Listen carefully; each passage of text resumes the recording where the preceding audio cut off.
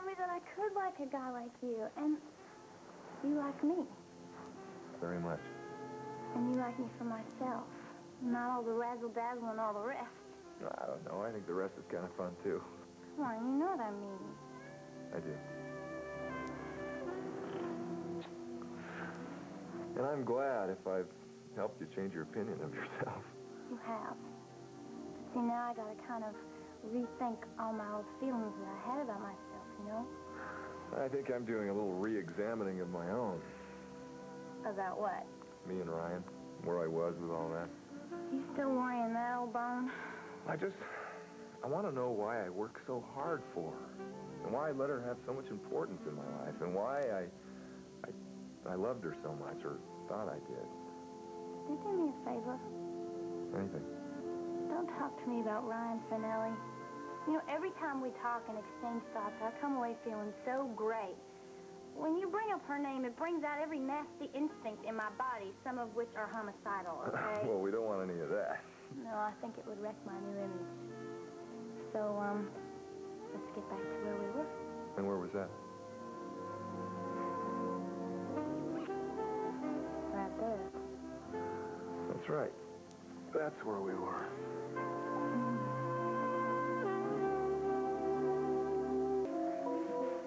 Well, to be honest with you, I've given it a lot of thought in that area and a little bit of action, and I haven't had a hell of a lot of success.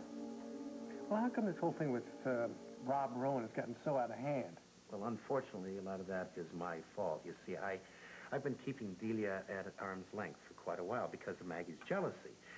And then when Maggie pulled her number and I came back from Australia, Delia became over-concerned. She overreacted. She wanted to take care of Olivia. She wanted to take care of me. Delia at her overwhelming worst. Right, Yeah. right. And I didn't want to handle that, so I put her off. Now, obviously, I was a little too forceful, and she took it too seriously.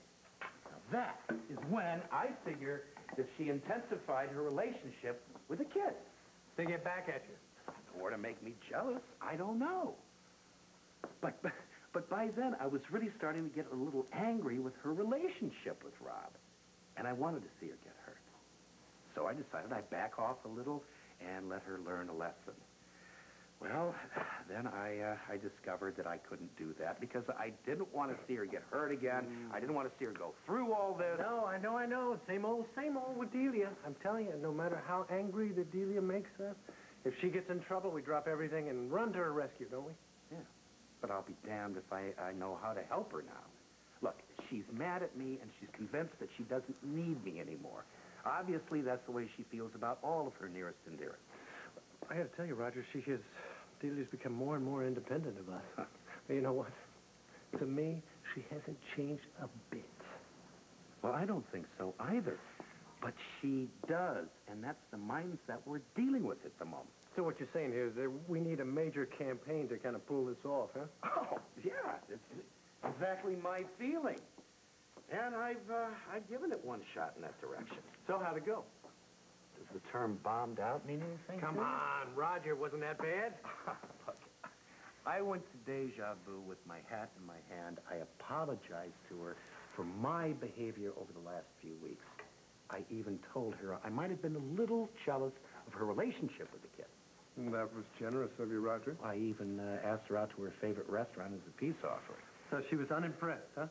Well, let's just say she came at me like a shark in a feeding frenzy, and I was lucky to get out of there with my head attached. Yeah, well, when Delia's on the rampage, you're right, you were lucky. Yeah.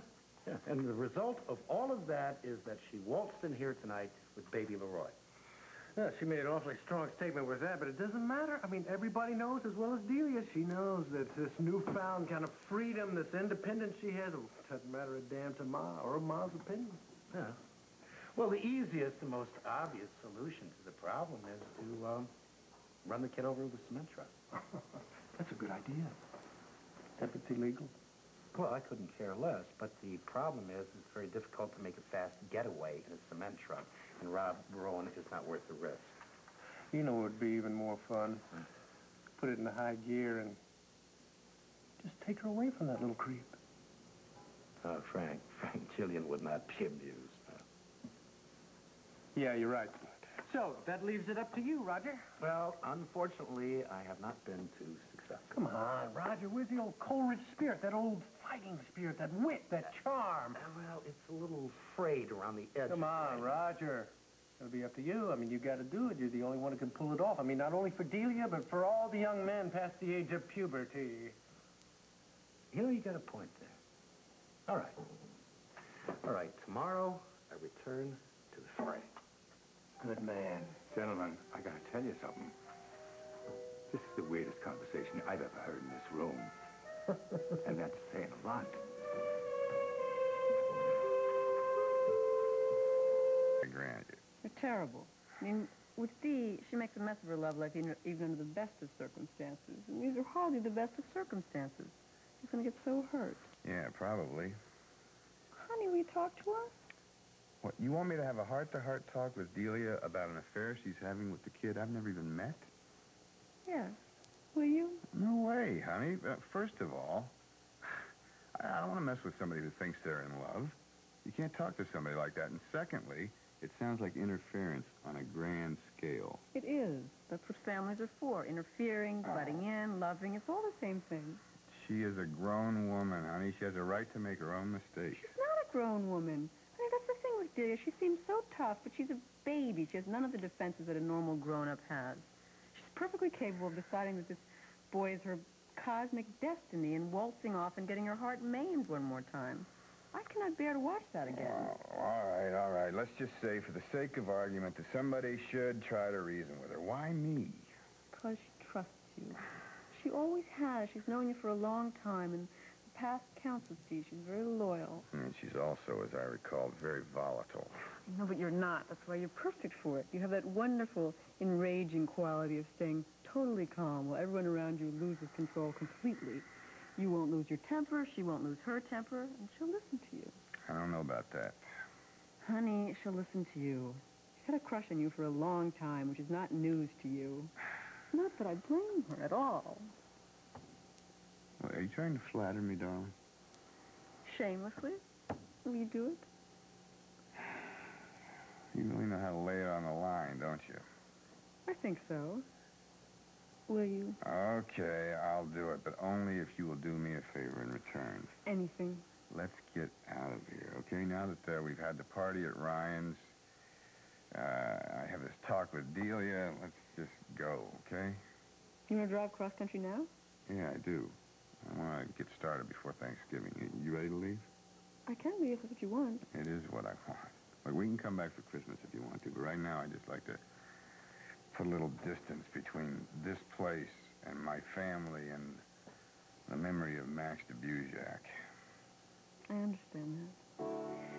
And I will do absolutely anything to make you happy. Thank you. Do you know how much we have to be grateful for? Of course I do. I'm going to be grateful to you for the rest of my life that I don't have to worry about Max de Buzak ever again.